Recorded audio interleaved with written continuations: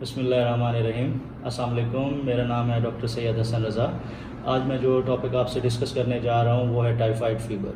Typhoid fever को हम आम अल्फाज सादा अल्फाज में बड़ा बुखार या आंतों का बुखार भी कहते हैं। ये बुखार अमूमन जुलाई और सितंबर के माह में ज़्यादा होता है। तो ये डिस्कस करना आपके साथ कि ये कैसे होता है, किस वजह से होता है और किस तरह हम अगर एहतियात करें तो हम इस बुखार से बच सकेंगे।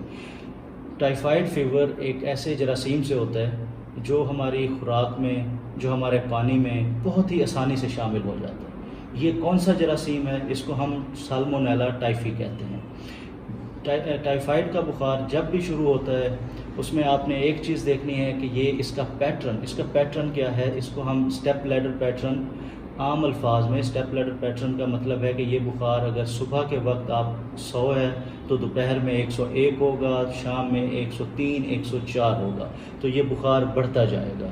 इसमें अलामात क्या होंगी? बच्चे को एक तो शदीद बुखार होगा, उल्टियाँ होंगी, मोशन होगा, जिस्म में शदीद दर्द होगा, इसके अलावा नींद में कमी होगी, इसके साथ साथ जो है हेडेक होगी, और अगर बहुत ही शदीद बुखार होता है तो बच्चे को जिस्म के झटके भी लग सकते हैं। इसके बाद हम ये डिस्कस करेंगे कि ये कैसे होता है।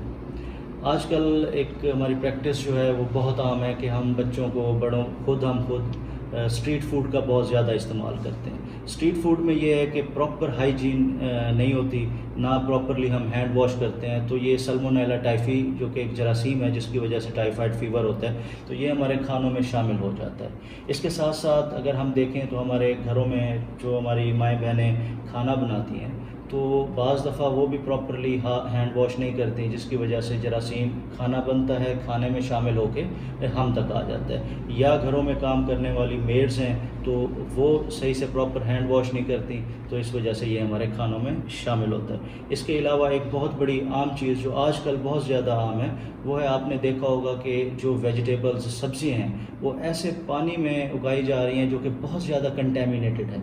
जब वो सब्ज़ियाँ हम तक पहुँचती हैं तो वो ऑलरेडी कंटेमिनेटेड होती हैं, उनमें जरासीम होते हैं, प्रॉपरली वो वॉश नहीं हुई होती। तो हमें चाहिए ये कि अगर हमारे पास ऐसी कोई सब्ज़ी आती है तो हम उसको प्रॉपर वॉश करें ताकि इन जरासीमों से हम बच सकें। इसके साथ अगर हमें टाइफाइड फ़ीवर हो जाता है तो उस हालत में हमें क्या करना चाहिए? उसके लिए हमें प्रॉपर डॉक्टर के पास जाना चाहिए, डॉक्टर से विज़िट करना चाहिए। डॉक्टर आपके कुछ टेस्ट करवाएगा जिससे उसको ये तशख़ीस करने में आसानी होगी आया कि आपको टाइफाइड फ़ीवर है या नहीं। आजकल सबसे पहले जो हम पहले किया करते थे उसमें यह था कि विडाल और टाइफिडॉट बहुत ज़्यादा आम होता था, जो कि आजकल नहीं हो रहा। इसका एक ही आम जो है टेस्ट है वो है ब्लड कल्चर।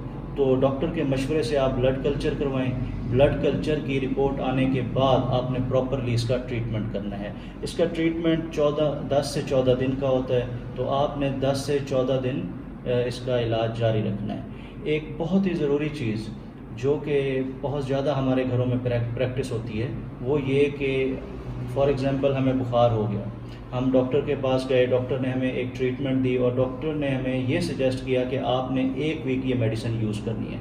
जब हम घर आते हैं हम 2 से 3 दिन अपने बच्चों को मेडिसिन देते हैं, उनका फ़ीवर सेटल हो जाता है और हम उसकी मेडिसिन वहीं पे रोक देते हैं। ये बहुत गलत प्रैक्टिस है, उसका कोर्स पूरा करना चाहिए, अदरवाइज़ रिलैप्स के बहुत ज़्यादा चांसेस होते हैं। रिलैप्स का मतलब है कि बीमारी का दोबारा होना।